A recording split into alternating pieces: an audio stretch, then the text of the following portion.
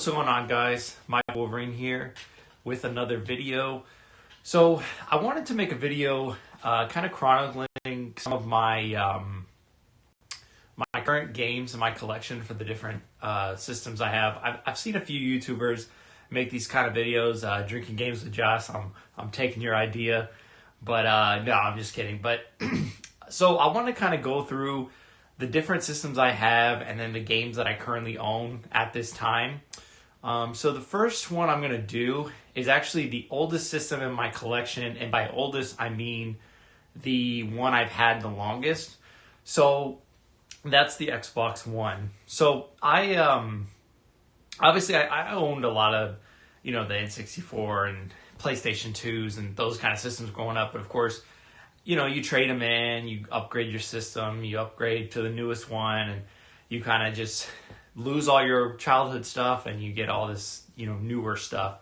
And so obviously the ironic thing is the older systems in my collection are actually the older systems in my collection are the oldest systems. Sorry, I said that wrong. The oldest systems in my collection are actually the newer systems.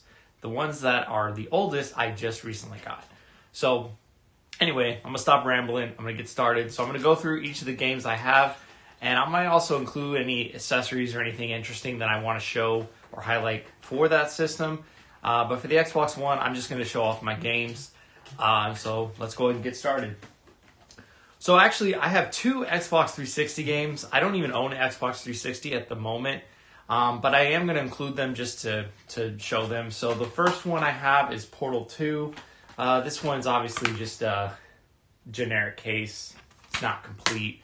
GameStop case. I believe this is backwards compatible on the Xbox One, so obviously I can play it. And then I also have NCAA 10. This one is complete. And you can see my dog is looking out the window. I got this at a Goodwill, I believe, for like a couple bucks. Couldn't pass it up. But don't even have a way to play it right now because it's not backwards compatible. A lot of those sports games don't work on the Xbox One. All right, so I got a couple here for the Resident Evil series. This is Resident Evil 7 Biohazard, Resident Evil 3, and Resident Evil 2 Remake. So this game right here is probably one of my favorite modern games, that I've played in a long time. I absolutely think Capcom did a fantastic job getting this. This is the perfect way to make a remake. So basically, it's a completely remade version of Resident Evil 2. Updated graphics, updated controls, and just a lot of quality of life improvements. But the thing is, they also stayed really true to the original game, and I think that's what makes it really good. Resident Evil 3 Remake it's good. It's a little more actiony than this one is. This one's a little bit more similar. They took a little bit more liberties with Resident Evil 3, which is why I don't really enjoy it as much, but it is a fun game to pick up, especially if you're a Resident Evil fan. And then Biohazard, I haven't actually played this yet. A lot of the games in my Xbox One collection I haven't played. Just picked them up, and I'll get to them eventually. But this one I'm looking forward to, and I am on the lookout for Resident Evil 8. I do want to play that as well. All right, I'm going to get another stack here. So I got Rise, Son of Rome. I got Gears of War 4. Gears of War Ultimate Edition. Elder Scrolls V Skyrim. Destiny, the original. And then these two, The Walking Dead Season 2 and The Walking Dead Season 1. If you have not played these two games, or just any of these Walking Dead Telltale games, you really need to go and play them. I really recommend the first season. This one, the story, I'm not going to spoil anything, but the story really does grip you, and it has a really great ending. And just, this is definitely a game that I highly recommend. It's not a whole lot of gameplay to it. It's more of like a, kind of like a storybook comic kind of thing. I mean, there is gameplay, and there is like some moments where you do different things, solve puzzles, and kind of, progress the story. But a lot of it is story driven, but what makes these games fantastic is just the different choice system you have, and then how that actually affects the story going forward. And obviously there's different endings and different relationships you can have with people depending on how you interact with them. So I believe they've made 4 of these. I have the others on my system digitally, and I haven't finished the last season. I played the first episode, but I haven't finished the last one, so I need to go back and do that at some point. But definitely pick up this one if you're interested, and then season 2 if you want to extend the story. All right, a couple more. I got Call of Duty World War III, and of course, Cyberpunk 2077. You know, obviously this game had a huge backlash kind of when it came out. People were really upset with, you know, how unfinished it was, and I'm sure it's changed now. I played a little bit of it when I first got it, but I haven't really gone back to it, so I need to, just because I know it's probably changed, it's probably improved, so I will do that at some point. Just, you know, got that never-ending backlog to work through. All right, a couple more here. So I got Dead Rising 4. Dead Rising 3. This one was actually one of the first games I bought when I got my Xbox One, and really, really enjoyed this game. This one's a lot of fun. I'm not as big of a fan of Dead Rising 4, but Dead Rising 3 definitely is worth playing. A little more, little different than the original 2, in a good way. It's a little more actiony, so it's a lot of fun. Kingdom Hearts 3. I got Tony Hawk's Pro Skater 1 and 2. I really need to go back and play this. I never actually played this either, but picked it up because I was a huge fan of Tony Hawk series, and I really want to see how the modern remakes of the games are. All right, one of my favorite games on the Xbox One, Rare Replay. So this is 30 rare games. On the Xbox One, you got your Banjo-Kazooie, Banjo-Tooie, Conker's Bad Fur Day, Perfect Dark, Battletoads, just all different genres, all different games from different systems. You know, you got NES games, you got arcade games, you got N64 games, Xbox games, Xbox 360 games, just a ton of variety on this. And I highly recommend this if anyone was a fan of any of the rareware games growing up, or just over time. This is a great collection to get. And then FIFA 14. This was another game, probably I think the second game I picked up for the Xbox One. All right. Last little bit of stack here. I'm gonna split this up. So okay.